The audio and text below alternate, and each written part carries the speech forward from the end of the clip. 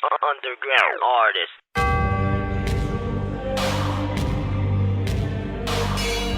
Makinig kayo mabuti ha. Makinig kayo mabuti ha. Makinig kayo mabuti ha. Kami ang katipunan ng Demokratikong Pilipino, ang KDP, ang partido para sa kinabukasan. Tigil bayan, tigil bayan, tigil bayan sa 2020. Kapag pinutulan, tawagan si Digong sa numero 888. Makinig kayo mabuti ha. Kung walang tubig, patay tayo. Now, itong tubig is a natural resource. It is God-given to the Filipinos. Ano ba nangyari yung putang inang yan? Pagsasampalin ko kayo sa publik. Pilipino yan, walang kaluluwa. Yang Manila Water, pati Maynila, kay Pangilinan, pati kay Ayala. Matagal na ito. Wala lang pumipiyak kasi nga takot sa pera ni Ayala, pati ni Pangilinan. Putang inan to. They are screwing us and they're screwing us all the way. Matagal na ito ang corruption na pinakamaya bilyon nandito sa itaas. Anak ka ng putang ina ninyo. So I want a rich guy who has been wallowing in its filthy house with all the mga tawag pa pala sa kanila sa bahay, senyorita, senyora, senyor, kahilas ang putang ina.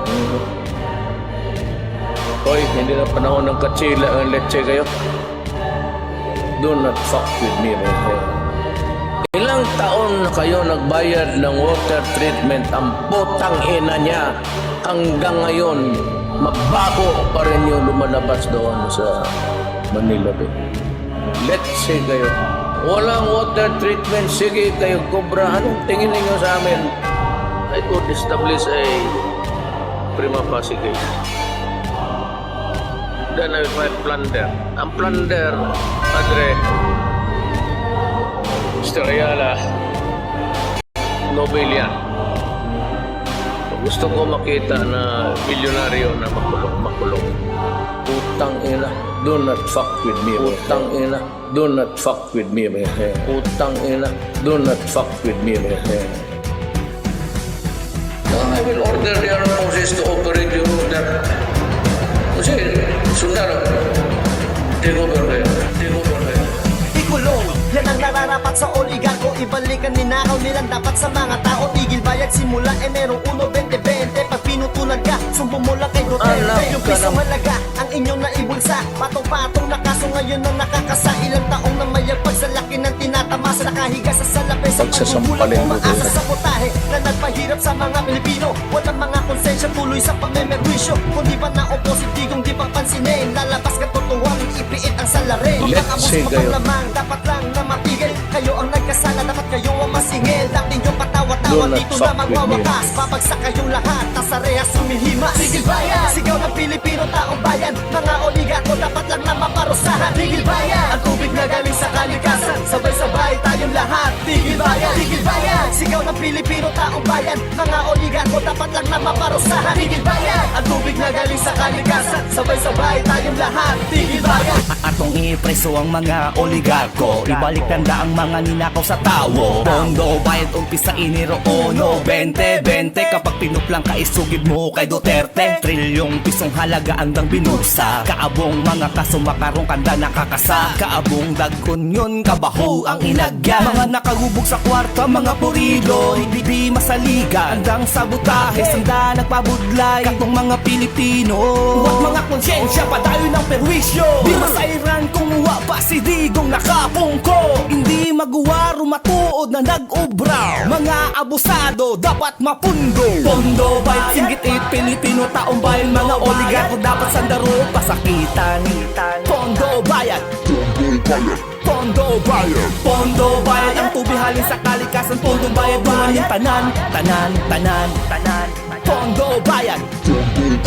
Pondo Bayan. Kulong maunang bagay sa oligaryo nga tanan. Ibalik ang gikawat para sa mga katawan. Kulong ang pabayad sugod Enero 2020. Kung ikaw putulan nila sumbong kay Duterte. Yung pisong kantidad imbis ihatag gibulsa. Patong-patong nga sala karon ang nakakasada ko ang gita masaan sa paglingkod pila ka tuig gahigda sa salapi. Sa kadugay nga pagsalig sa butahing pagkabudlay sa mga Pilipino walay konsensya gipadayon sa ato pagpurisyo way kapungko si Digong di na nila mapansin muguwas ka matauran gipiit ang salarin mga abusado nga labaw dapat mahunong malagot kamo na ang nakasala dapat kamo ang masukot dati sige mo katawa mauning katapusan sariya sige himas kay nabagsak mong tanan hunong bayad syagit sa Pilipino taong bayad mga oligarko ay dapat lang masilutan hunong bayad ang tubig nagikan sa kalikasan magdungan tang tanan hunong bayad hunong bayad syagit sa Pilipino taong bayad mga oligarko ay dapat lang masilutan hunong bayad ang tubig nagikan sa kalikasan magdungan tang tanan hunong bayad Prisuhon ang nagakabagay sa oligarko ibalik ang mga kwarta kaging kawat nila sa tawo untat bayad umpisa Enero 1, 2020 utang ka mo nila isugid lang sa kay Duterte sa trilyon ka piso kantidad nga ilang aging bulsa doble-doble nga kaso ang ilang nga mangin karma pila ka tuig na baka namin sa kwarta nga kinumpit sa mga tao mga tunto abusado pamerwisyo wala baka mo naman tinto sa inyo nga kinitaan o di mo nga imo nakuha nyo kaya nga gatasan gabi ka mo batasan hindi mabatasan ang inyong gahis ang una mala is the way to heaven pero subong mapasan o ko sabay amen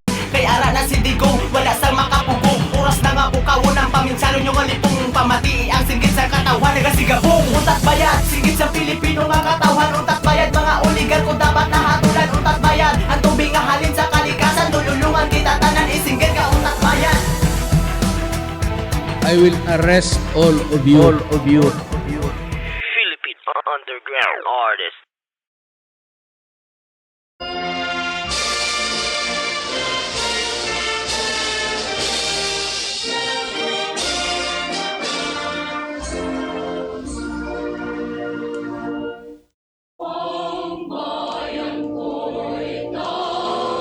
Luzon, Visayas, Mindanao at worldwide. Welcome po sa Katipunan Channel sa ilalim po ng Katipunan ng Demokratikong Pilipino. Ako po si RJ Avellana Jr. Butch Valdez po ng KDP. Toti Casino, ang inyong tapaglingkod at sa pong practitioner sa hanay ng information technology.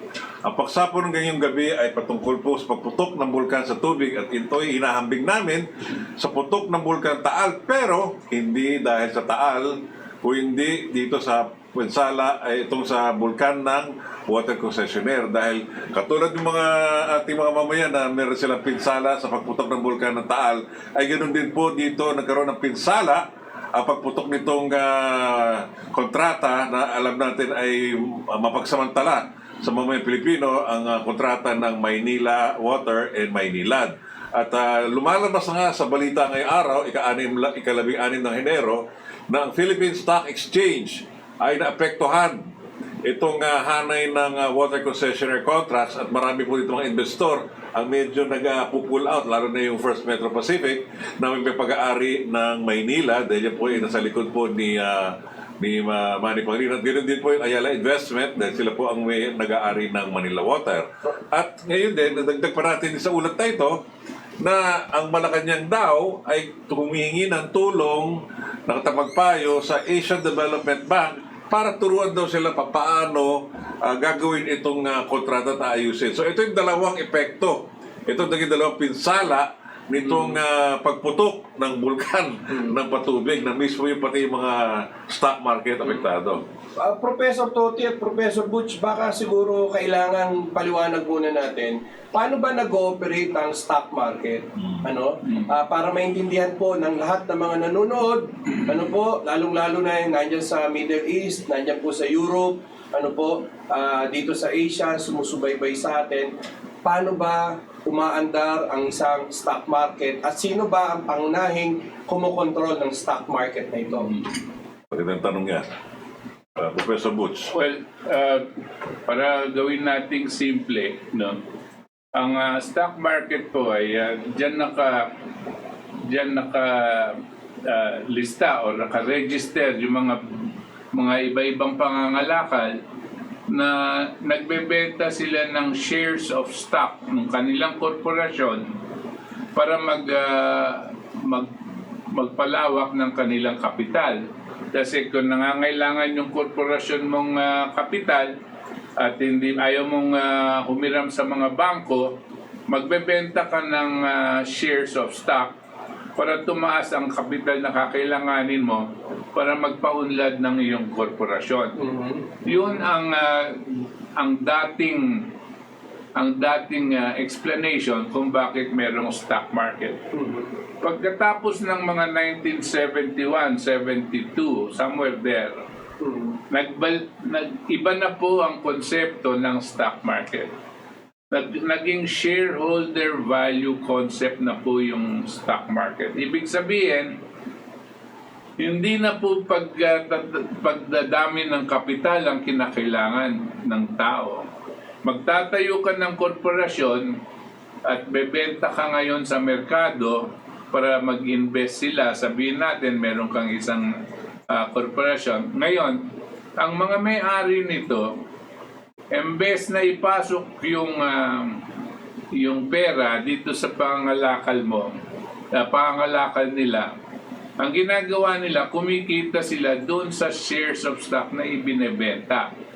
Paano nangyayari? Bakit nangyayari yan?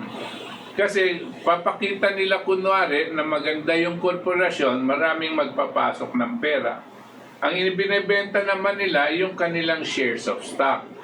Kung ang unang halaga ng shares of stock mo, 1 peso, dahil sa iyong pagpapaganda at pag-market, pagpapahalaga ng negosyo mo, tataas yan, sabihin natin, to 10 pesos per share. So dati, yung 1 peso mo, magiging 10 pesos. Pagkatapos, yung mga bumibili naman yan, hindi naman nila talagang gusto na hawakan yung shares of stock ng korporasyon mo. Ang ginagawa nila, yung shares of stock na binili sa'yo, ang plano nila ngayon, magpapahalaga na naman, sasabihin nila maganda ang merkado, maganda ang negosyo, ibebenta naman ngayon sa kabila, sa iba, ng mas mataas. So ito yung shareholder value. Ang nangyayari dito, ang investment mo, hindi pampaunlad ng korporasyon. Ang investment mo, pampataas lang ng halaga para maibenta mo agad. No? So, benta ngayon ang shares of stock. Ito ang tinatawag na shareholder value concept. Maski na walang halos ginagawa na yung korporasyon, pero dahil dito sa mga propaganda, mga marketing na maganda ang shares of stock, magandang mag-invest sa langis, magandang mag-invest sa asukar, bibili ka ngayon.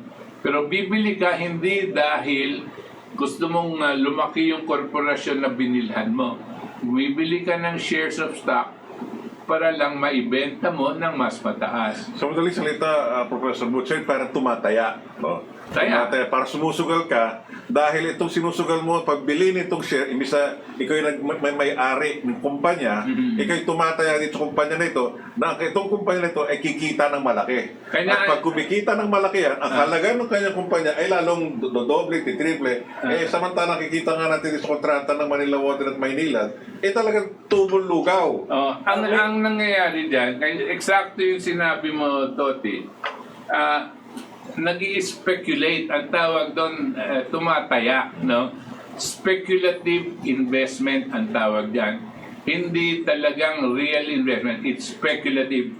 Pag tumataya ka sa kabayo, bakarat o kabayo, ganyan, yun ang tawag na speculative investment. Ang gusto mo sana, manalo ka, no? Ganyan po ang stock market ngayon, isa siyang mapakalaking kasino. Ngayon, ganyan ang nangyayari sa mga korporasyon na katulad niyan, may nilad, nakataya sila. Meron mga maraming investor.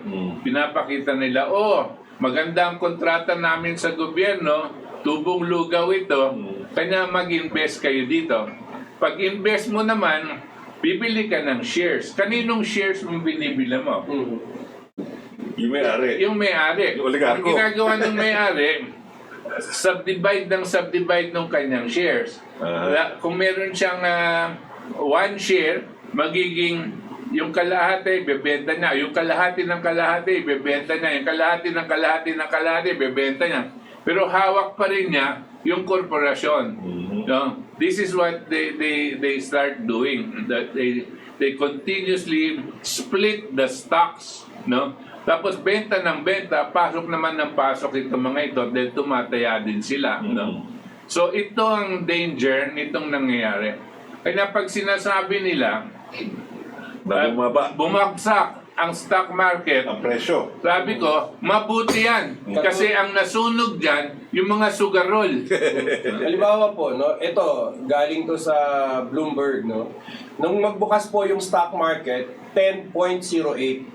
Pero nung nagsara, 9.71. So minus 33 or minus 3.29 points. Yung Halaga. Yung halaga. So may mga natalo rito. Pero Yan ang tinatawag natin pinsala pero ng vulkan. maliit lang to eh. No, maliit lang to. Nag-uumpisa na. Pero gusto ko munang balikan yung meron bang ganansya ang mga water consumers dito? Ibig sabihin, meron ba itong balik sa kanila? Nakabubuti ba ito o Sa consumers, walang ano yan. Okay. Walang epekto yan sa Okay. consumers. Wala pakinabang. Wala, dito lang sa mga oligarko. Ganito po, no? Water consumer ako. Nagbayad ako per cubic meter, at alam naman nila may projected cost analysis yan every 5 years. So itong mga nagsusugal dito sa stock market, calibrated nila yung ipapasok nila, no? Yung ididikta nila na presyo dito sa stock market na ito. So, nakakatulong ba ito sa ekonomiya at sa mga water consumers? Alam mo, depende kung paano mong minemeasure yung ekonomiya mo. Dahil kung dumalaki yung benta mo ng shares at stock, nilalagay nila yan, tumataas ang GDP natin. Ito na yung sinasabi natin. Maski na tumataas ang GDP, pero walang epekto sa buhay ng mga consumers, mga mamayan, no? Pangit na measurement yung GDP na yan dahil hindi nagsasabi ng totoo ng kalagayan ng buhay ng tao. No? Dahil hindi siya yung kaunlaran ng mga oligarko, hindi naman talaga pumupunta dun sa sinasabing laylayan ng lipunan. Yung tinatawag nilang trickle-down effect. Ang trickle-down effect is a fallacy. It's a lie. Sa Butch, saan napupunta ngayon yung panalo ng mga oligarko dito sa stock market na ito? Nilalabas ba nila yung pera? Naiiwan ba rito? Saan napupunta ito? Doon lang sa tuktok ng bundok. Well, pwede nilang ilabas. No? Money laundering yan. Madali na yun. Diba? Sa alam na natin, pwede nilang ilabas. Pero dahil meron silang napakalaking kinikita buhat sa pagbayad ng mga consumers, ngayon, meron naman silang ibang papasukan. Sa kuryente, maganda to. Tataya naman doon. Dito naman sa healthcare, sa mga ospital, maganda din to, tubong lugaw din to. Doon sa construction ng mga toll. Sa toll, o kaya sa airport. Sa telecom, no? Siya. Yan mga yan, kala natin, wow, ang yayaman nito, lahat ng perang kinikita nila, galing po sa atin, galing sa mga masasamang kontrata na ibinigay ng ating mga namamahala sa gobyerno dito sa mga oligarko. Kanya sila mayaman dahil po sa atin. Hindi lang pera natin, buhay natin, at ang kinabukasan natin, ang pinamigay natin sa kanila. Dahil dito sa mga kakontsaba nila sa gobyerno at ang mga oligarko. Kaya nga parang parang bulkan nananahimik, maganda tingnan, dahan-dahan siya nag-uugis ng maayos, pero pag pumutok, babagsak na yan. So pag bumagsak na yan, parang yung mga pinsala na yan, sila mismo rin natatamaan. Sa atin, at tingin ko, pagputok ng bulkan, ito nga yung pagputok ng tao, ng mamamayang Pilipino. Ito na, pumutok na. Nagalit na ngayon tayo. Tayo na yung pumutok. At ngayon, ang mapipinsala dapat, itong mga oligarko. No? Yan ang dapat mapinsala, hindi ang taong bayan. Nakakatawa pa nga dito. Meron lang akong gusto sundan. Meron bang mga nasa simbahan o iba, tumataya rin dyan sa stock market. Oo. Dahil sila rin naglalagay din sila, meron din silang shares. Sa akin, Meron din nilagay ko, shares ang mga simbahan dito. kung uusisain, tanong niyo po sa CBCP. Malalim na Tanong niyo po investigation sa ko. Archdiocese of Manila at Archdiocese, kung ano-anong Archdiocese yan. Meron po silang malaking mga kapital na Timpo. Alam mo, galing sa donasyon tuwing linggo. Oh. Hindi naman yun. Ibang negosyo. Ayan. Kung ano-ano pang pinaggagalingan ng kanilang pera, pinapasok nila dyan. Sigurado ako dito sa mga Ayala, meron investments dyan ng simbahang Katoliko. Yung Bank of Philippine Island. Gusto sabihin, kasama sila nung pagpasok nila dito sa mga Ayala at nakita nila ang negosyo ng tubig, dapat inusisa nila ang mga provision ng kontrata. At kung nakita nila yung nakita ni Digong, dapat hindi na sila nagpasok ng pera dyan. Dahil hindi makatao. Gawa ng demonyo. Oo. Ngayon, si Digong nagmura. Sabi niya, putang ina, itong ginagawa sa atin na ito. Linuloko tayo dito, ginagawa tayong mga gago. Pero ang simbahang Katoliko, nakita yan. Pero tameme, Hindi umaangal. Bakit? Walang sinasabi sa pulpito. Dahil kumikita yata sila. Ayan. Delikado yan. Oo. Delikado yan dito sa mga namamahala ng pera ng simbahan. No? Dahil kakonsyaba kayo sa katiwalian. No? Sa kasalanan. Tapos Kasalanan niya. kung kayo magsermon-sermon, no? Puro kabutihan, kunwari, no? Pero itong mga pinapasukan ninyo, pumapatay ng mamamayang Pilipino. Ang nakakatuwa pa nga dyan, ka-RJ, no? Ayon dito sa ulat na yung mga analyst, yung mga economists, sinasabi nila, pag hindi tumahimik itong mga maiingay, ay siguro babalik itong mga investor. Kasi ang mga investor, Hindi nakakatuwa yan. Nakakainis yan. hindi lang mga Pilipino, kundi mga dayuhan. Kasi mga dayuhan, hindi alam na nangyayari dito. Tumataya lang sila. At sabi nila, uy, mukhang magandang negosyo itong Maynila. Dahil kita mo yung kanyang kita, oh. Doble ng doble kada taon. Samantala, nung inusisa ni Pangulong Duterte ang nilalaman ng kontrata, sabi nila, pumutok na yung kanyang butsi.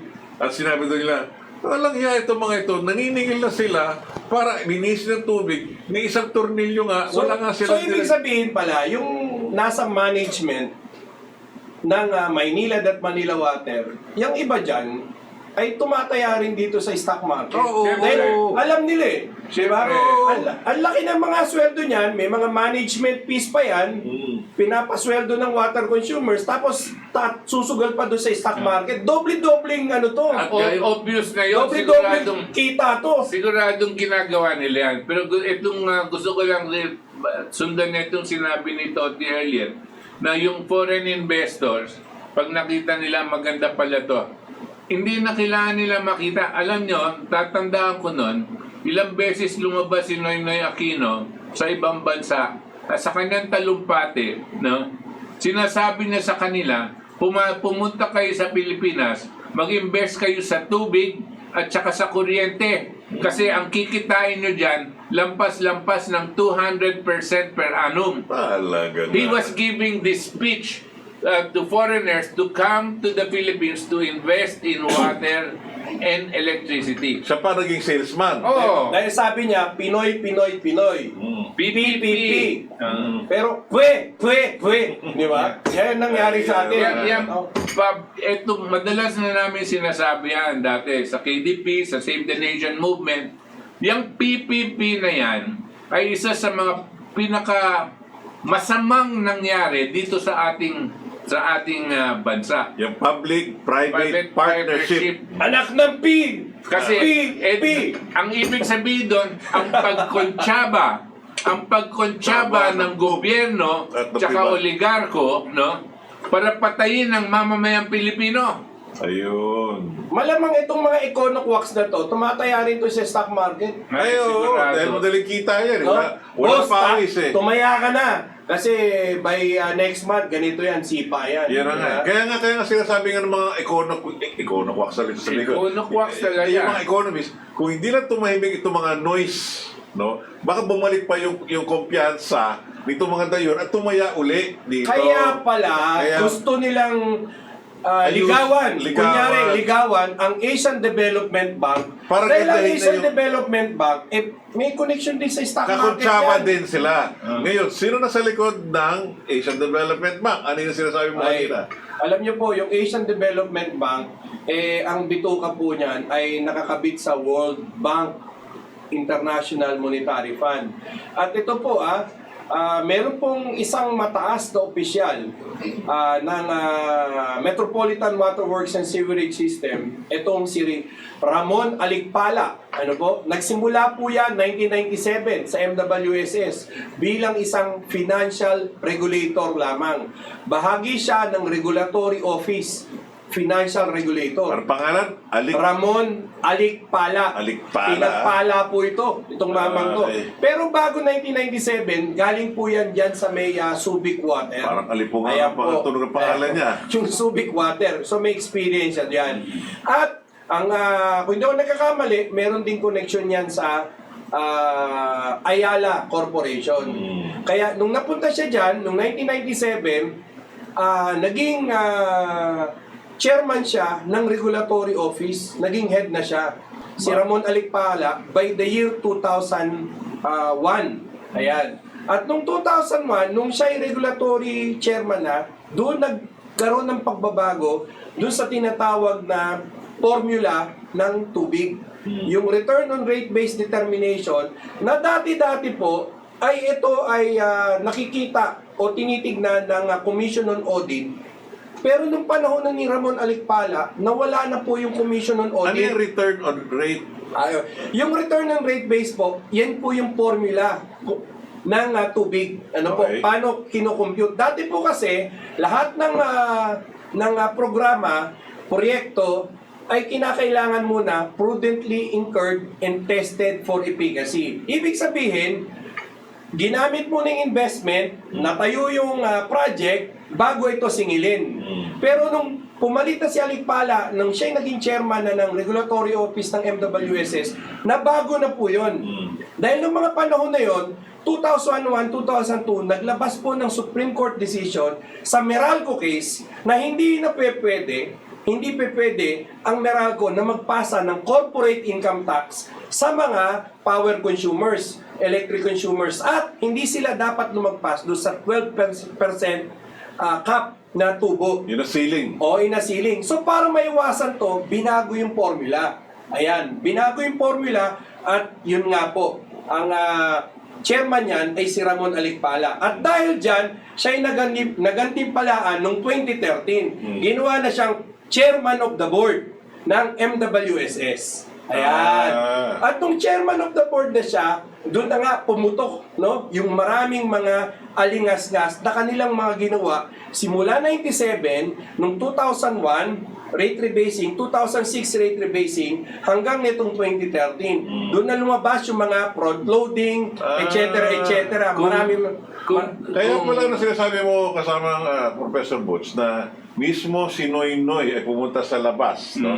At sinabi na mag-invest kayo dito sa tubig. Tubig at Dahil itong si kuryente. Alipunga, binuwag niya yung original na kontrata.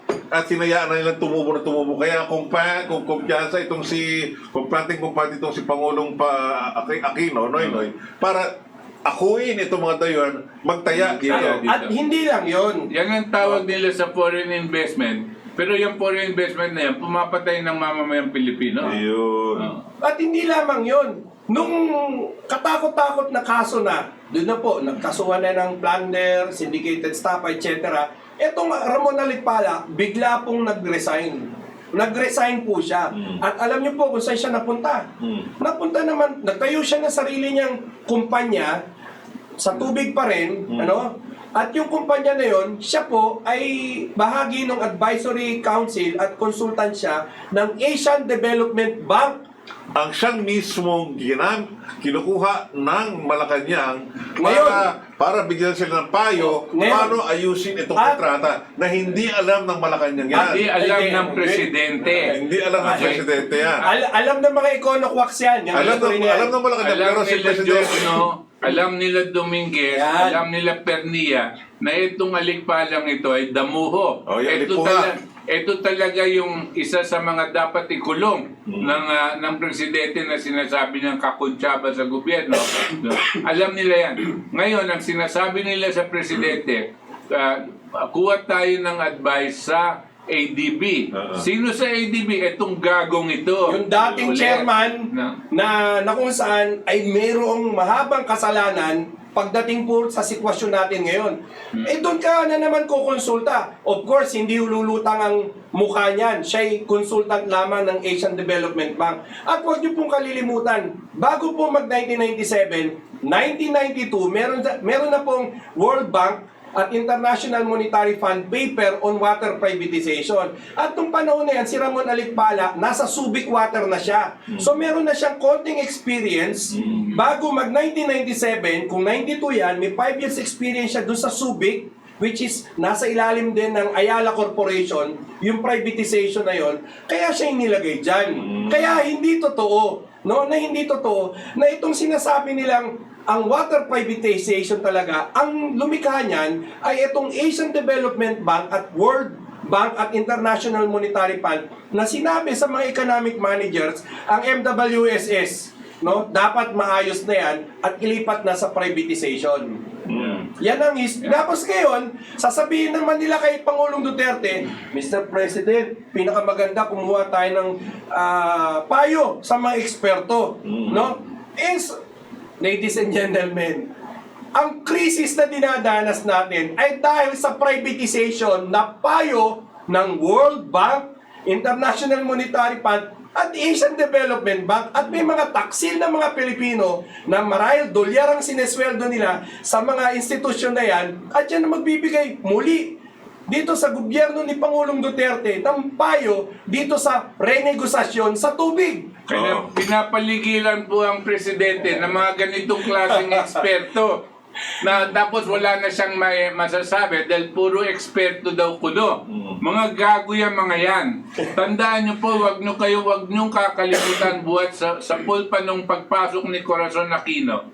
4 lang po ang programa ng IMF, World Bank sa atin, kasama na din yung ADB.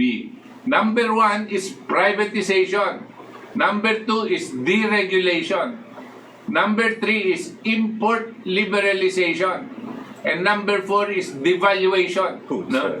Yan pong 4 ang tinira sa atin para ibagsak at patayin ang ating mga mamayan. No? At ang lalago lang dyan, yung mga mayaman. Alam niyo po, Siyempre. yung mga arkitekto nung 1986 sa EDSA Kudeta, isa dyan ay yung pangalan nung Schultz, lumutang yan. Si George Schultz. Si George Schultz. Secretary of State Oh, ni Pangulong pero alam niyo po Reagan. ba, ang Manila Water ay meron siyang kasosyo na kumpanya. Ano po? Ito yung Bechtel. Bechtel Corporation. Sino yung US. nasa likod Ang niya? chairman yan, dati, si George Schultz. Oh, Ayun. Yun naman sa kabila. Itong Maynilad. Suez. Ang kapartner diyan ay mga British naman. Hindi ko alam pangalan ng mga damuhong yon. United Utilities. United Utilities from UK. Kanya may kita nyo, yung mga kontsaba nitong mga Pilipinong ito ay mga gago talagang pumapatay ng mga ekonomiya ng mga bansa katulad natin.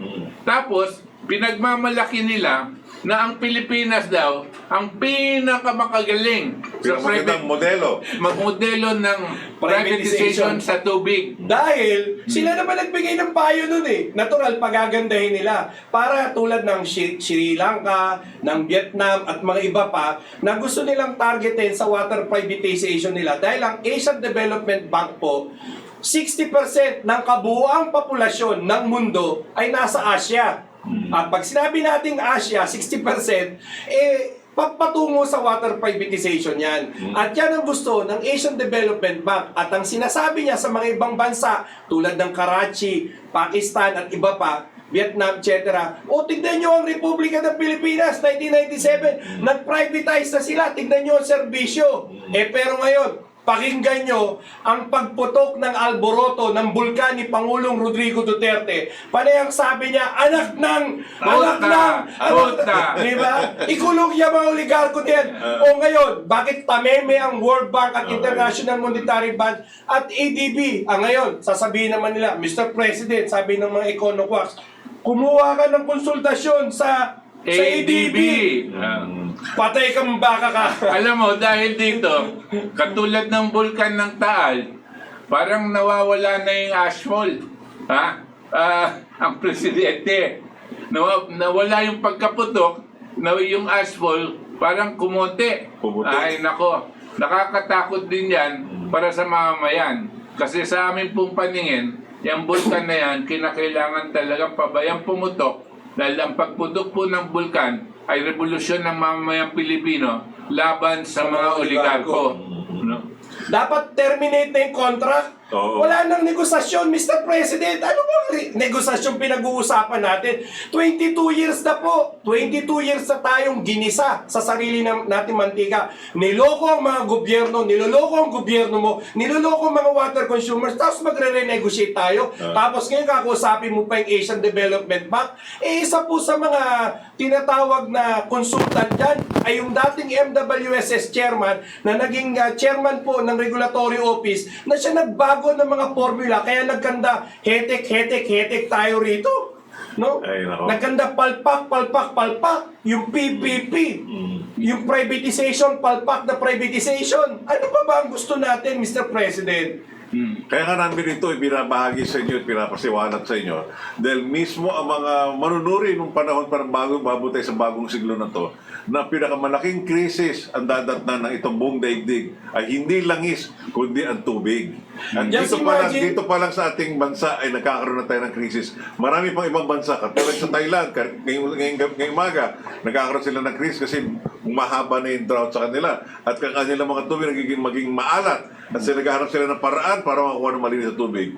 Yan ang mga kailangan iintindihin na itong krisis na ito hindi lang ating sarili nating poder, pero sa buong daigdig. Tingnan mo, tulad ng water treatment plant dyan sa Putatan, ang halaga po niyan ay 184 billion pesos. Napakinabangan ba ng mga magsasaka ng Laguna, ng Cavite yan? Hindi po. Sino ngayon nakikinabang yan?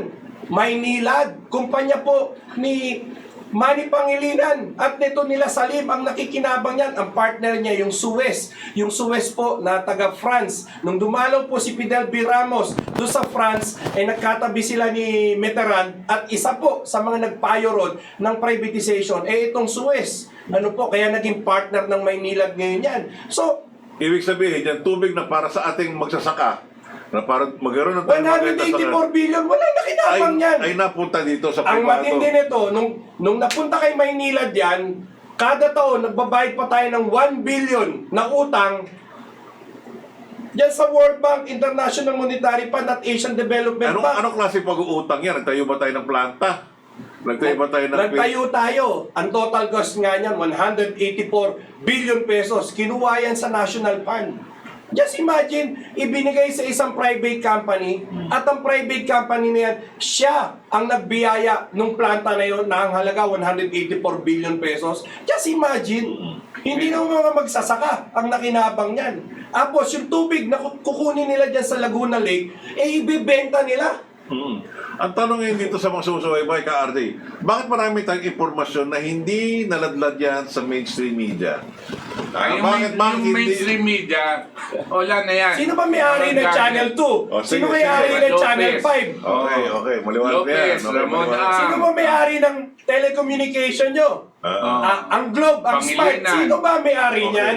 O bakit hindi naman pinahayag yan ng mga nasa National Economic Development Authority? Dahil yung mga tao na yon, mga kakutsaba rin nila. Mga tao rin ng mga oligarko yan. Bayaran ng oligarko. No. Hindi natin alam, baka tumatanggap ng mga sobre yung mga nandiyan sa gobyerno na yun. Hindi natin alam eh. Mr. President, tingnan niyo ang ginawa sa inyo ng mga tao na nakapagaligid sa iyo. Sabi sa inyo, kailangan magpagawa na lang tayo ng bagong kontrata. Tapos yung bagong kontrata yan, sinasabi nila, bibigyan pa daw ng 6 na buwan na papag-aralan pa nila. Tigil bayad muna tayo. 6 na buwan. Kung Tigil 6 bayad. na buwan, tigil bayad tayo. Yun. Sa 6 na buwan. Tignan natin, no? Tigil bayad tayo ng 6 na buwan. Ba't tayo nagbibigay ng pera sa magnanakaw? No? Kayo na lang nagsabi, Mr. President, mga magnanakaw, mga mandarambog, kailangan makulong. Tapos, bibigay pa tayo ng pera. Hindi tayo magbibigay dapat ng pera, kundi sa gobyerno. Pantataya nila sa stock market yan. Sa gobyerno ni Pangulong Duterte, doon lang tayo magbabayad. Bakit tayo magbibigay sa mga magnanakaw? Gagamitin nila pang bayad sa utang natin? Sa utang sa atin? Ano ba yan? Kalokohan na yan. No?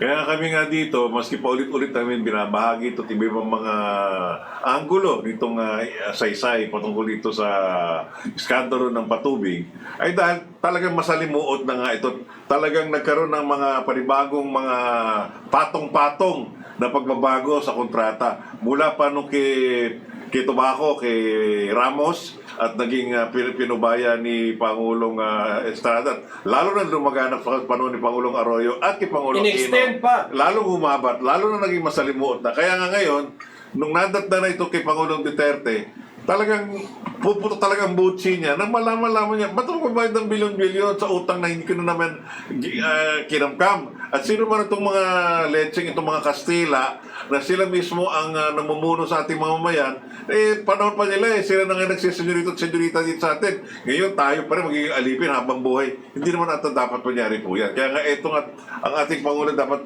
talagang kailangan subaybayan at suportahan natin dahil nag-iisa lang po siya sa kanyang palasyo. At kailangan ng maraming tulong. Kaya nga tayo, tuloy-tuloy tayo mag-iingay na talagang yayanigin natin ng buong bansa na para na magkaisa tayo at minsanan lang itigil natin ang bayad. Gusto ko lang ipaalala dito sa ating mga nanonood at nakikinig na ang kampanya po laban sa oligarko ay hindi lang sa pagtatanggal sa kanila sa kontrol sa tubig at kuryente. Dahil pag natanggal po natin sila at nakuha ulit ng gobyerno ang tubig at kuryente, kaya po ng gobyerno babaan ang halaga ng gastos sa kuryente at sa tubig. No? Hanggang sa kuryente, madaling-madali hanggang kalahati ng gastos natin sa kuryente, hindi na kinakailangan bayaran. Sa tubig, lampas pa sa kalahati. No? Lampas pa sa kalahati, kayang ibawas yan. Dahil wala na sa oligarko. Ito mga taong nagnakaw sa ating bayan. What we want is control it and bring down the cost of electricity and water. This is what we want. This is not going to be bad for the economy. This is actually going to be very good for the economy. Kasi po, pag nabawa, ang pinakamalaking gastos din sa mga pangangalakal ngayon ay kuryente at tubig. Malaki po ang ginagastos ng mga pangangalakal dyan sa kuryente at Isama sa mo rin tubig. internet, Kasama din ang internet. telecoms. Okay, dito sa gastos na ito, pag nabawasan, sila rin ang makikinabang itong mga pangangalakal nito. At bababa ang kanilang operating cost, tataas po ang kanilang kinikita. Hindi po ba maganda yan? At lalakas pa yung piso. Okay. Pagkatapos, Yung sweldo ng mga manggagawa. Papunta na ako dyan. Ito pang isa, mabababaan din ang halaga ng binabayad po ng ating mga sarili sa kuryente at sa tubig. So ang laki pong menos sa atin. Dahil dito sa nangyayari sa mga lakal, kaya nilang ibaba ang presyo ng mga binibili natin commodities. bababa din po ang presyo ng commodities. Dahil bumababa po lahat ang bilihin, ang inflation rate po bababa din, no? At hindi po nasisira ang ekonomiya. Na gumagawa lang po ng paraan ang ating pamahalaan kung susundan nila kung paano natin pagiginhawahan ang buhay ng mga pangangalakal at ng mga mamamayan. Both businesses and the people will benefit here. The only ones that will suffer, and rightly so because they should go to jail, are the oligarchs and those that conspired with them to steal the country from us. Okay. Bago natin idagdag itong talakay na ito, basahin mo muna natin yung mga komento ng mga nakaraang araw nung ang topic natin, paksa natin yung people versus the oligarchs, no? Kay Lorna Damayo, mabuti na lang may internet na. Hindi ito tinatalakay sa mainstream media. Maraming salamat sa iyo, Lorna. Kay Jovin L, new patriots are born. Finally, Philippines rising and coming out of the dark. Ito po ay aming tuloy-tuloy namin ito sa KDP, no? Katipunan Demokratiko Pilipino. Emil signed authorization. What happened to the south sector of their water supply? Is the concessionaire took over of the deep well in southern part and did the maintenance, but still all those villages had big and tall water tank were there. Supplies being distributed to the thousands of communities. Some parts are lucky because concessionaires were able to supply water coming directly from the other water dams. Kaya nga yun, pinagbawal ba yung mga... Alam niyo po, isang kasabot yan, yung National Water Resource Board, pinagbawal po ang lahat ng deep well sa buong Metro Manila. Bakit kamo? Kasi nung nagkaroon ng privatization, para lalong lumakas ang kita nitong mga oligarko nito. Just imagine kung may deep well at walang metro yan. O, hindi ka na kailangan bayad ng tubig. Yun po yun. Yun po ang totoo niyan. Ano po? Gusto nila, bili ka ng bili ng tubig sa Yan. kanila. Kaya, pag meron kang deep well, labag daw yan sa batas. Ano po? Pero, nung panahon po nung krisis sa tubig, nitong nakaraang Marso, halos lahat ng deep well po ay pinagbubuksan. At ang kumuha po ay etong mga oligarko pa rin. At ibinenta sa publiko. Sila lang ang pwede. So, tignan nyo po kung gaano kagarapal, no, kagago, yung mga ilang tao sa gobyerno, tinitigis nila ang taong bayan kahit walang tubig. Ibaling mamatay kayo. Huwag kayo minom ng tubig. Yan ba sinasabi sa atin ng gobyerno? Kaya Mr. President, wala nang bagong kontrata. Kunin mo na ang kunin mo na yung itong Maynilad Manila Water. At ikulong mo na, i-sequester mo. Sequester, i-freeze mo lahat ng asset na yan. Huwag mo intindihin yung stock market na yan. Yung mga investor na yan. Mga sugarol lang yan. Okay. Winnie correct po. Mga kuya, sabi ni Digo kahapon, gobyerno na raw ang mamamahal sa tubig doon sa talumpati niya sa Batangas. Wow, very good. Sinabi nga niya yun, pero talaga kailangan bigyan pa ng tulak ito si Pangulong Duterte. Tuloy-tuloy po ang tulak natin dito sa ganito, no? Okay. Para hindi mag-iibang pag-iisip ni Digong. Yeah. Kasi maraming mga demonyong na bumubulong sa kanya. Kung ano-anong binubulong. No? Yeah. Yan po yung mga nagbigay ng mga komento dito sa programa namin nakaraang araw, patungkol po sa oligarchs versus people of Philippines versus the oligarchs. At ngintong sa araw na to, ang ating talakayan ay patungkol nga dito sa pumuputok ng bulkan ng tubig. No? At ito po ay galing to kay Birma Season, Birma Jessie, Jumbo Pundabela, isa from Leyte, Bibi Royalist. Magandang araw po sa iyo, Birman. From Bay Alice, good evening po from Japan. Good evening po, Bay Alice.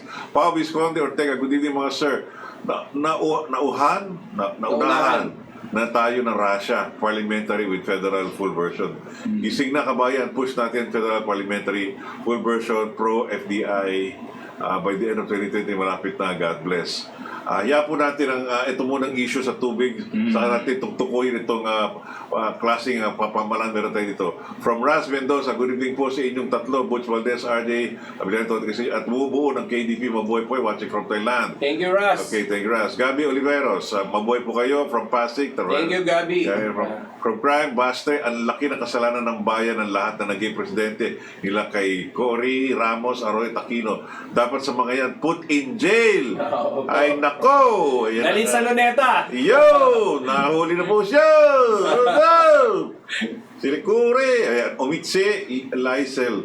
Salamat po sa inyong makabuluhan talakayan, parang may siwalat ang katotohanan. Mabuhay po kayo, walang anuman. Thank you, Umitse. Holy Grain, mga sir. Si Tabaco Ramos ba ay protektado ng mga oligarko? Ay! Obvious ba?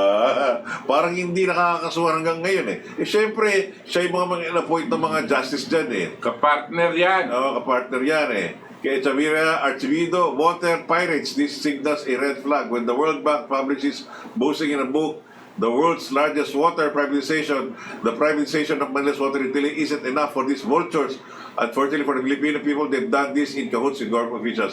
Totoo Yes. po nga yan at marami ng mga study paper patungkol nga dito sa Manila Water. At ngayon, tinutumbok ng Pangulo at laging nayayanig na sila para naputokan ng bulkan. The Manila Water Concession, a key government official's diary of the world's largest water privatization. Dahil nga dito sa isiniwalat ni Pangulong Duterte na itong honoris contract, palagay ko, itong modelo ng Manila Water ay talagang yayanig na. Ang mga bumangan, mga nag-iisip, no? Wala po kay Ronald Bravo, dapat may electoral reforms tayo, Sir Tonti. May hybrid electoral system, draft na ba't kayo? Alam nyo, matagal namin inuusig itong, pinagpapatuloy itong hybrid. Wala na, nagbibingihan na lang, tahimik na. Ewan nga ba, ba't ang COMELEC o pati rin yung Joint Resolution Oversight Committee ay tumingin dito, dapat tutugunan nila ito. From Bravo, Ramon Aligpala o Alipunga? Ramon Aligpala po. Aligpala ba? A-L-I-K. P-A-L-A. Aligpala. Aligpala, okay. From Crime Bastre, kumusta na po ang love letter nyo kay Pangulong PRD? O baka may humaharang na galamay ng mga oligarko? Sana po ay makausap nyo ng harapan si PRD at sana ma-appoint kayo tatlo sa Malacanang Palace Advisor ni PRD. Kami po yung nagsisikap, no? Yan pong Aligpala, wag niyong kalimutan. Aligpala, Ramon. Aligpala. Aligpala. Yeah. Yan isa sa mga dapat makulong. Ha?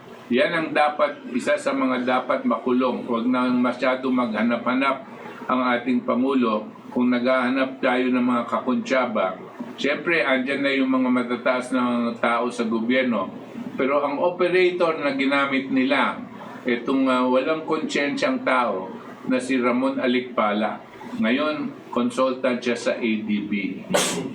At ang maganda nga dito, dahil nga nayayanig na nga itong water concession at marami na nga mga matataas at matatalino at mapag-isip na mga eksperto sa buong daigdig na tinitingnan nilang Manila as the model. At dahil nga ito mismo ang Pangulo ng Pilipinas, ang halal ng taong bayan, ang mismo nagyanig na ito, ay magbabago na ngayon ang tingin dito. Magbabago na yung anyo ng modelo ng Manila. Ay, teka muna, isipin ng mga ibang bansa na yan. Kung ganito na nangyari dito, baka naman ganito din mangyari. Kaya nga, ito ba'y pagtagilid, no? Ngayon, kung nangyari ito sa tubig, antayin na natin ito sa dadating sa kuryente. At tingnan naman natin itong kuryente na ito dahil ito rin susunod na isa pang bulkan na sana'y pumutok at talagang linisin. Mas malaki po yan. Okay. Dahil nga dito, alam po natin, ang isa sa mga malalaking gastusin ng mga kalakalangan at sa ating mamamahay ay ang kuryente. Talagang sobra-sobra ang singil sa kuryente at ang serbisyo ay napakahina at napakasupot. Wala talagang kagana-gana. At dahil nga dito, ang ating mga kalakalan, mga bilihin natin ay masyado mataas dahil nga dito sa halaga ng kuryente. Bagamat masalamat tayo dito sa social media at itong pag-advance ng teknolohiya, dito sa Pilipinas, ang singil sa internet at telco ay pinakamataas dito sa ating reyon at pinakamahina at pinakamabagal ang internet. Pero kahit pa paano, nagsusumigaw kami dito sa Katipunan Demokratiko Pilipino na magbigay ng tamang oras at puwang para may bahagi sa inyo ano ang nangyayari dito sa ating kapaligiran. Hindi lang yan sa hanay ng tubig, kuryente o di kaya sa telepono. Ganun din po katulad sa toll, yung mga ginagawa infrastruktura kung saan tutuloyan at ganun din sa gasolina. Okay, dahil yan din yung mga iba mga hanay na sana ang aming atikain dito, itong mga kapitalistang ito, ilagay nila ang kanilang pondo sa mga kalakalan na may malaking pangangailangan, katulad ng mga renewable energy or sa agriculture or sa medisina. Dahil yun ang mga klaseng mga high-value products na pwede talagang tayo mag-ani ng kasaganaan. Biro mo guys, yung sabi nga ni Professor Butch, pag mababa ang gastusin natin sa tubig, bumaba ang gastusin natin sa kuryente, at yun din sa telepon, pati ang kalidad ng serbisyo, at ibaba ang halaga ng bilihin, talaga marami pa tayong matitipid at marami tayong maitatabing salapi upang tayo maglagay ng mga kanya-kanyang mga investments, iba-ibang klaseng hanay ng kalakalan. Maging yan mga maliit na sastre or maliit na panderya. Marami kasi kailangan sa bawat komunidad. At kung yan mabibigay natin na magandang serbisyo sa ating mamamayan, gagana at lalago ang ating ekonomiya. Hindi lang ito mga mayaman, kundi tayo ating mga kapwa mga Pilipino. Mahirap man o hindi. Kung sa kailangan idagdag, kasi may isang komento doon na gusto nila, siyempre pag naririnig nila, gusto nila makasama tayo sa gobyerno ni Duterte o ano man. Gusto ko lang po sabihin sa inyo, at I speak for the three of us here, no? Hindi po yan ang ating pakay. No? Our objective is not to try to get into government of Duterte or whatnot. No? What we want to do is to bring out all of these issues for your knowledge. No? Kasi po, pag alam po natin itong mga nangyayari at hindi po na itatago sa ating kaalaman, mas meron na tayong tamang pag-iisip para kung saan direksyon dapat natin dalhin ang ating bansa. No? That's all we want to do. Kami po sa KDP, nagbigay po kami ng commitment pagkatapos po ng nakaraan eleksyon na hindi po kami mamamatay as a movement. Tuloy po tayo sa ating pagsisiwalat ng kinakailangan alam ng ating mga mamamayan. Not because there is an election should we start to talk. We will continue to talk whether or not there is an election. Yan po ang ating pakay. Pangalawa po gusto kong ilabas sa inyo at hindi po tayo nagtatapot pero ilalabas ko na rin.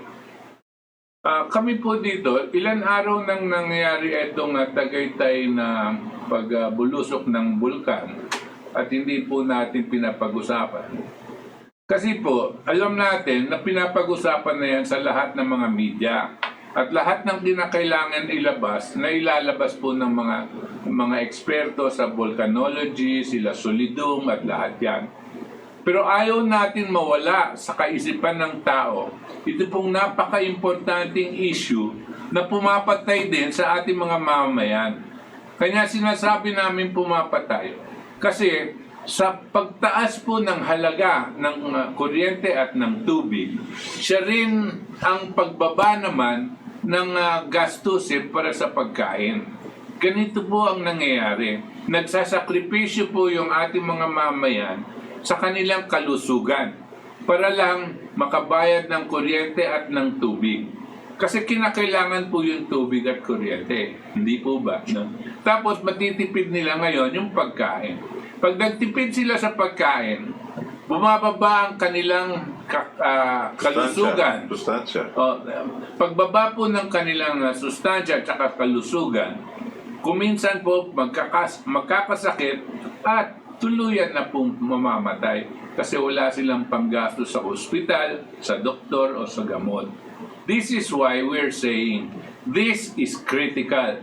Kung ang ating Pangulo, ang ating pamahalaan naiintindihan nito, no? Then they will consider this a national security issue, no?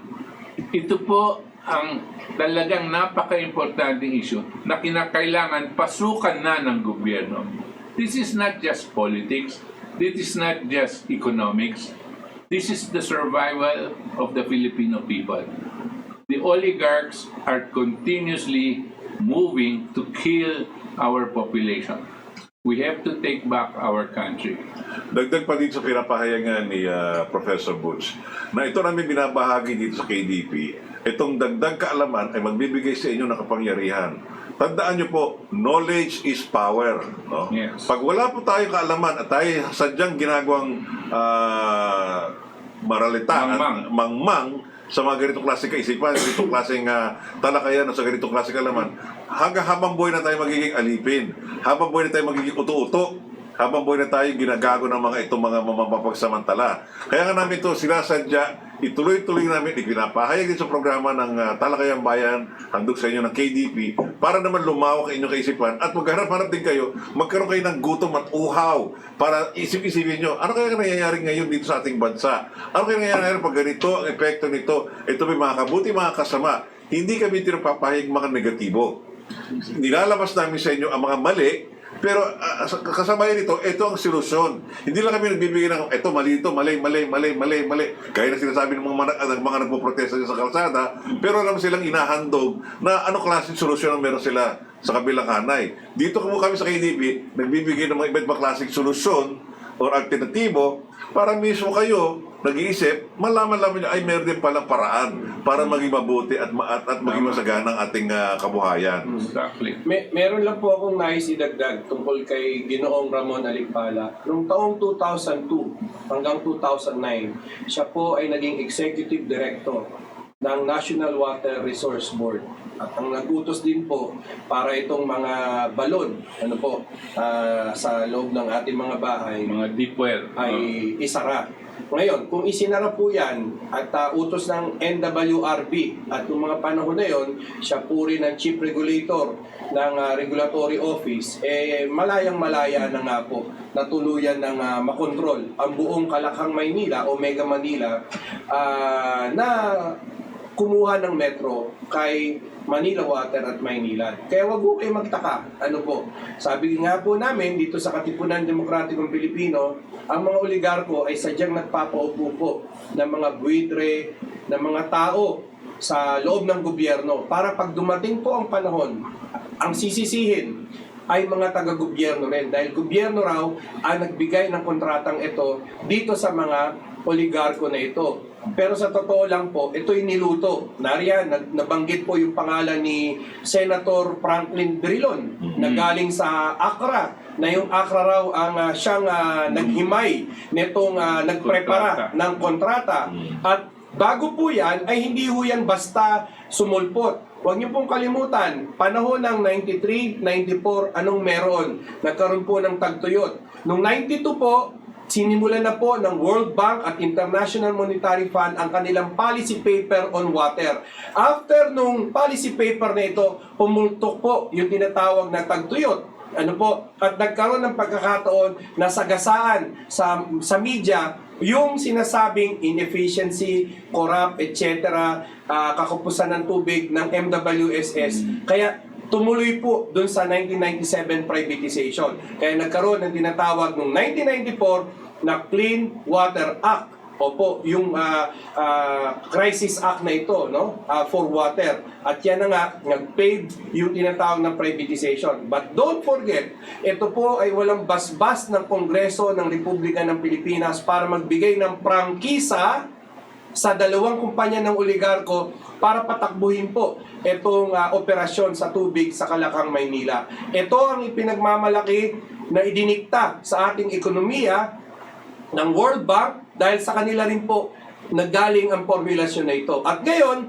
bumalik po tayo 360 sa pahayagan, 360 po. 180. 180. Baligtad. Umikot po tayo uli, at sinabi, konsultahin mo ang Asian Development Bank. Mr. President, konsultahin mo ang Asian Development Bank tungkol sa renegosasyon, tungkol sa bagong kontrata. Teka muna, kukonsulta ka dun sa mga tao nagpahamak sa ating bayan. Palagay ko po, dyan talagang magkakalintikan ng todo-todo. Huwag nyo na po kaming paikutin dahil bistong-bisto na po kayo. Talagang putok na putok po ang bulkan ng mga bawat mga water consumers. Hindi lang sa Metro Manila dahil ang buong Pilipinas ngayon ay kinukutkot ng water privatization ng policy ng World Bank at International Monetary Fund sa tulak ng Asian Development Bank at yung tinatawag na PPP water privatization sa countryside.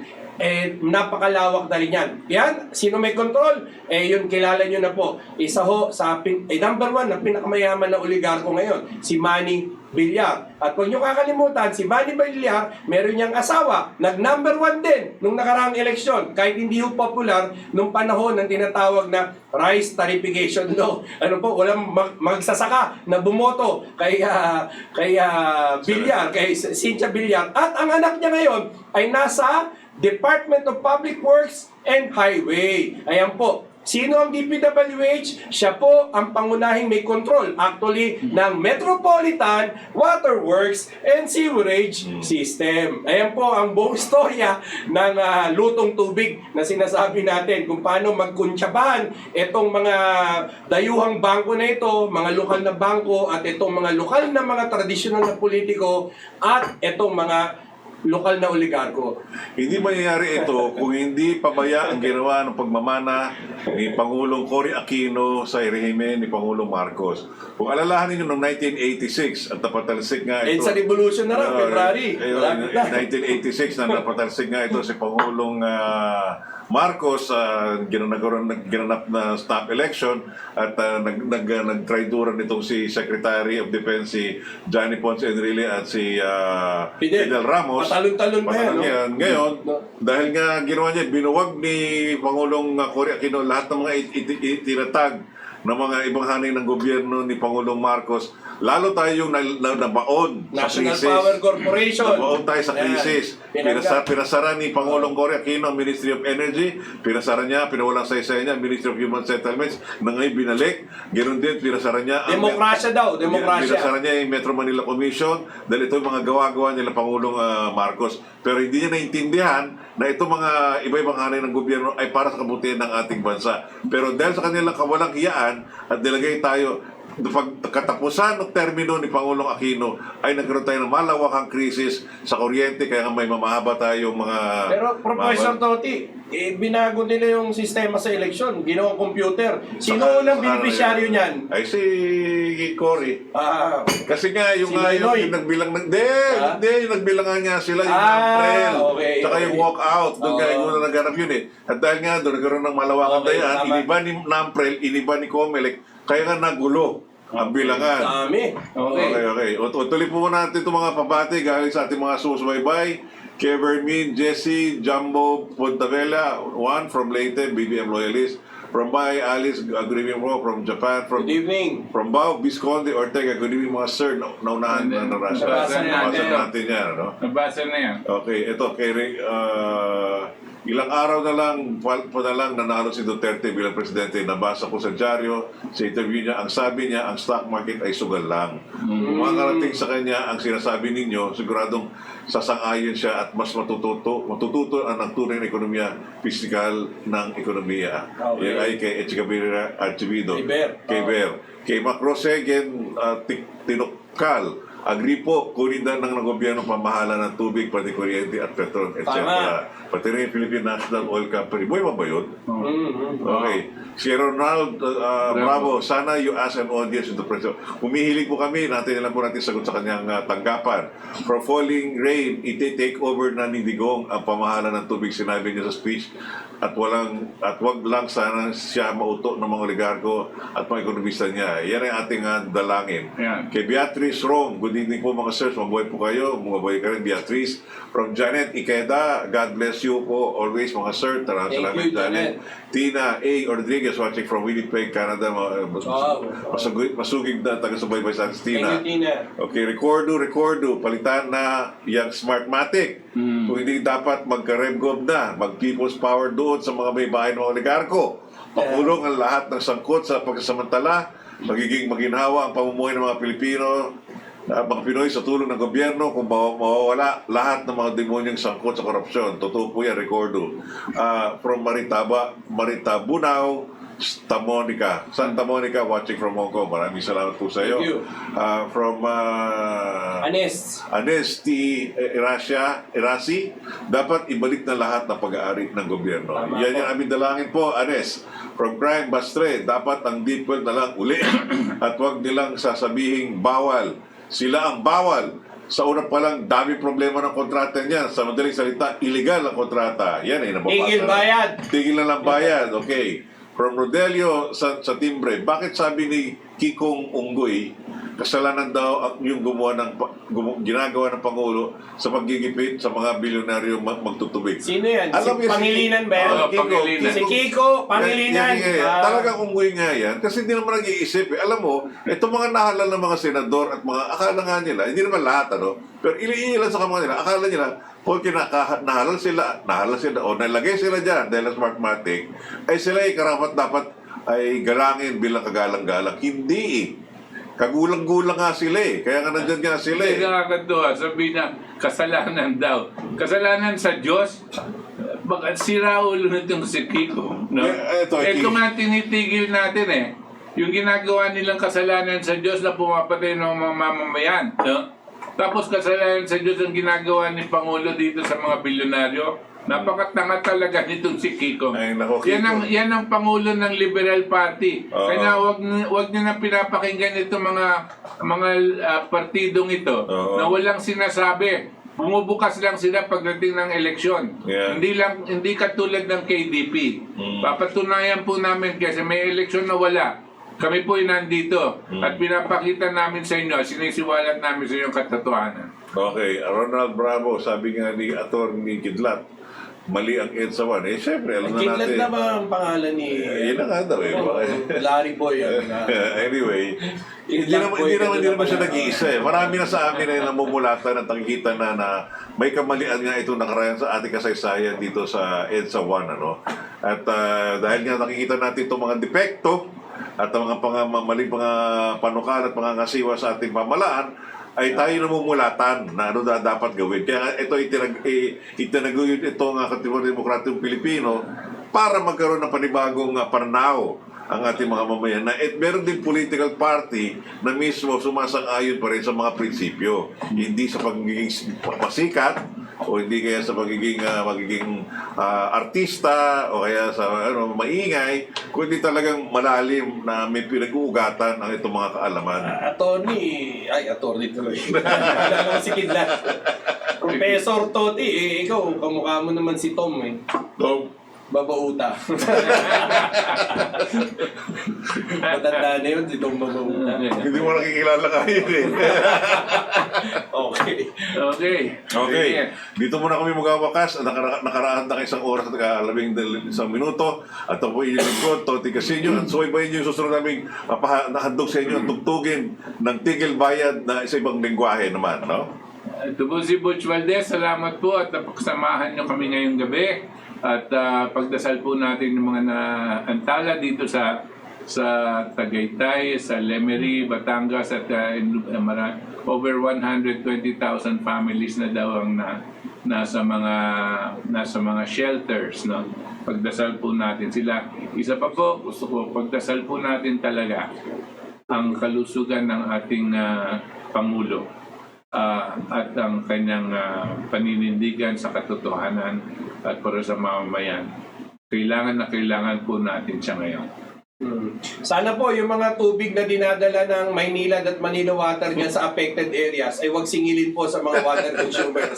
Dahil po alam nyo, gusto ko na sanang matapos eh. Naalala ko lang.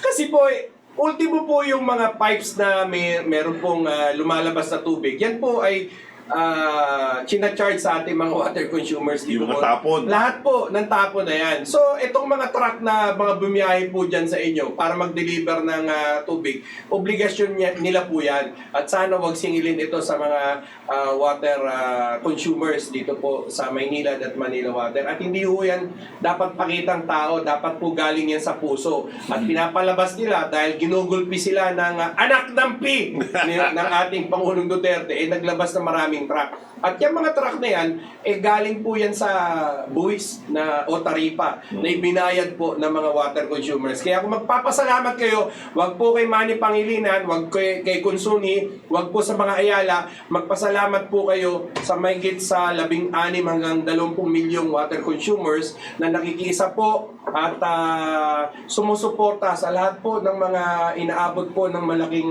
pinsala ng Bulkang Taal dahil dyan at malamang sabi nga pumutok pa ito uli, no?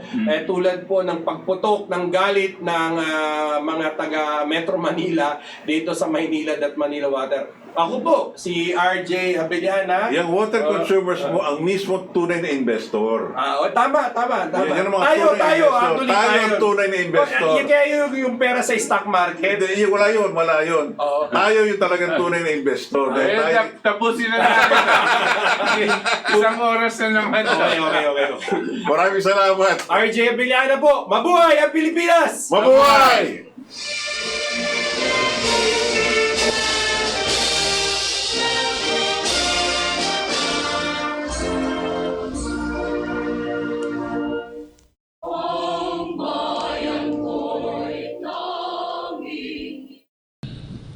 You threaten us na putulin yung tubig.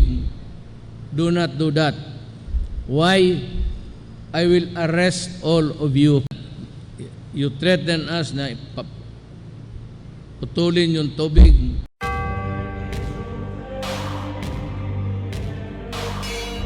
Makinig kayo mabuti ha. Makinig kayo mabuti ha. Makinig kayo mabuti ha. Kami ang katipunan ng Demokratikong Pilipino, ang KDP, ang bandido para sa kinabukasan. Tigil bayan, tigil bayan, tigil bayan sa 2020. Kapag pinutulan, tawagan si Digong sa numero 888. Makinig kayo mabuti ha. Kung walang tubig, patay tayo. Now, itong tubig is a natural resource. It is God-given to the Filipinos. Ano ba nangyari yung putang inang yan? Pagsasampalin ko kayo sa public. Pilipino yan, walang kaluluwa. Yang Manila Water, pati Maynilad, kay Pangilinan, pati kay Ayala. Matagal na ito. Wala lang pumipiyak kasi nga takot sa pera ni Ayala, pati ni Pangilinan. Putang inan to. They are screwing us, and they're screwing us all the way. Matagal na ito ang corruption na pinakamaya bilyon nandito sa itaas. Anak ka ng putang ina ninyo. So I want a rich guy who's been wallowing in its filthy house with all the mga tawag pa pala sa kanila sa bahay, senyorita, senyora, senyor, pahilas ang putang ina. Hoy, hindi na panahon ng katsila ang leche kayo. Do not fuck with me, my friend. Ilang taon na kayo nagbayad ng water treatment ang putang ina niya. Hanggang ngayon, mabaho pa rin yung lumalabas doon sa Manila Bay. Let's say kayo, walang water treatment, sige kayo kobra. Anong tingin ninyo sa amin? I could establish a prima facie case. Then I will find plunder. Ang plunder, Padre, Mr. Ayala, Nobel yan. Gusto ko makita na milyonaryo na makulong. Putang ina, do not fuck with me. Putang ina, do not fuck with me. Putang ina, do not fuck with me. I will order the armed forces to operate your order.